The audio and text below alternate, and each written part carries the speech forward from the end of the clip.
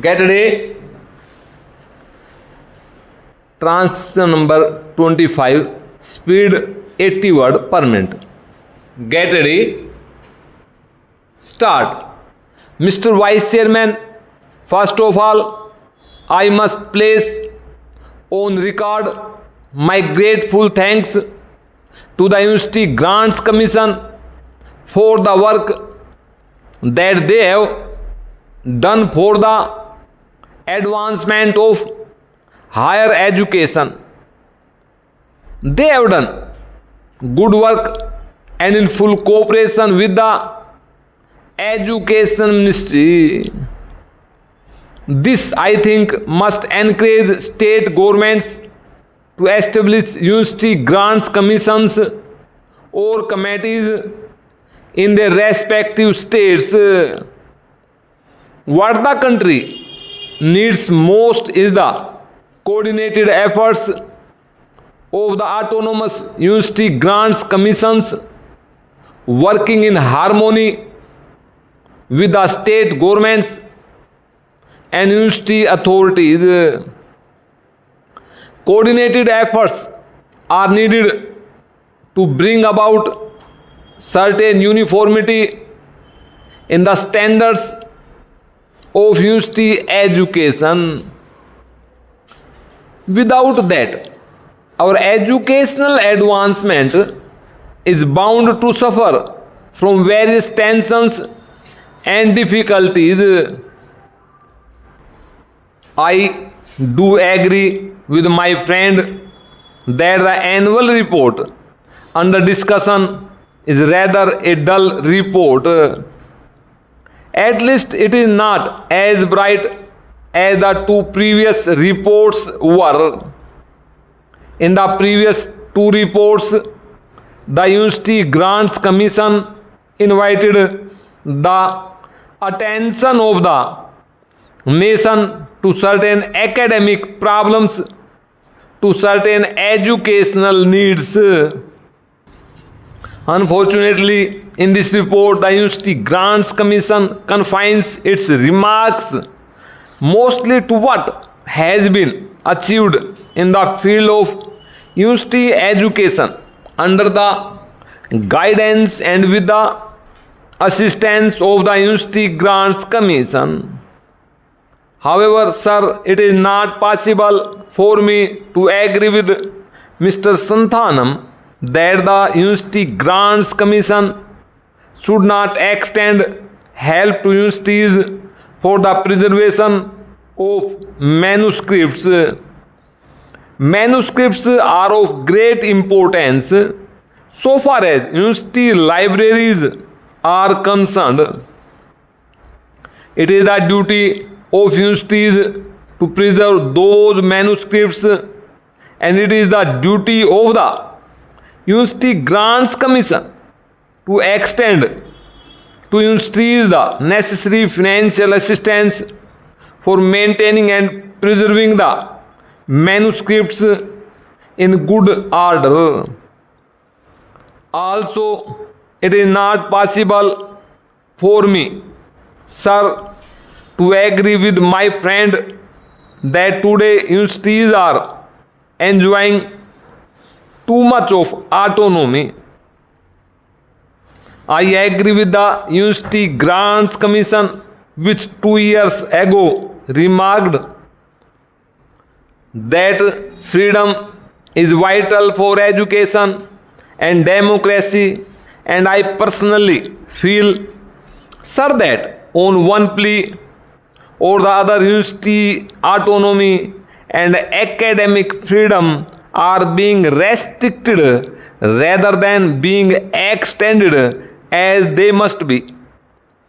I do not think, sir, that a social purpose or a social value can be imparted in the teaching by a teacher through the imposition of restrictions on this freedom of thinking.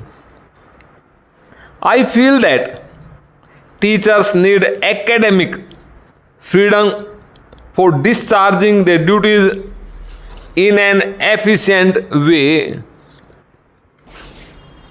Para, if we take into consideration the affiliated colleges, we will notice that the teachers are subjected to such humiliating conditions that it is not possible for them to discharge their duties to their students, to impart to their students any sense of responsibility or any moral values in their lives. I therefore, sir, feel that it is necessary to be more careful about the preservation of academic freedom to teachers. Sir, we are grateful to the Education Ministry and to the University Grants Commission for upgrading the salaries of teachers in the central universities. Yet a great disparity prevails in the salaries of teachers of central universities and state universities and affiliated colleges, and this disparity is causing a lot of heartburning and a lot of difficulties.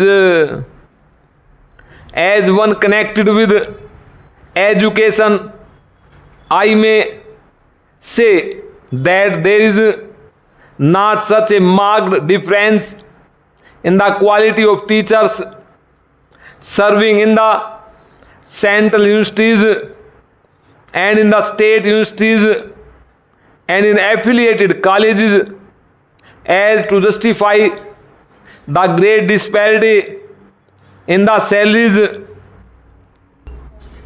of teachers of these institutions.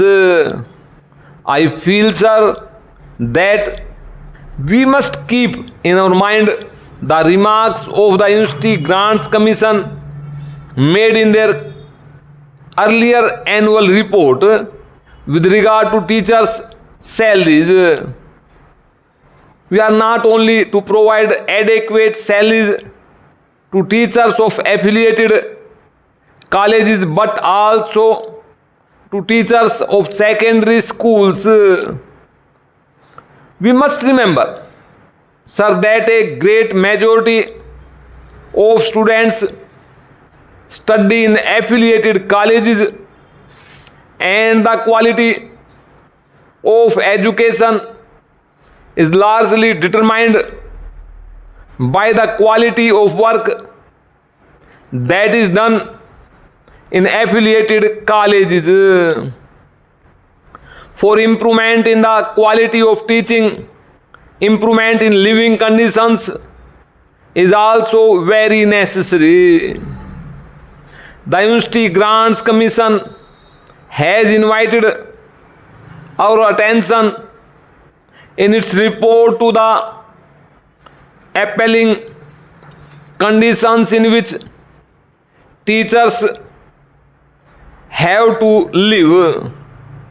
But unfortunately, the University Grants Commission has to admit that it does not seem likely that we shall be able to make anything more than the marginal contribution towards this practical need.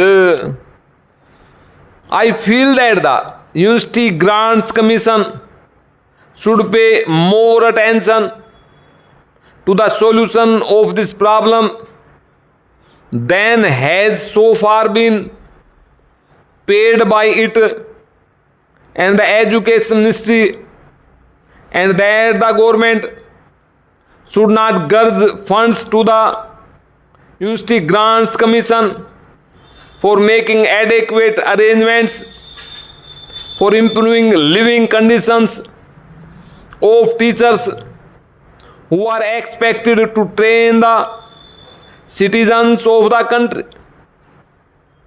So in the University Grants Commission report, it is maintained that rupees 12,000 should be granted to every affiliated college for the welfare of the teaching staff, and that efforts should be made to provide them with quarters, and that too in the vicinity of the college where they teach.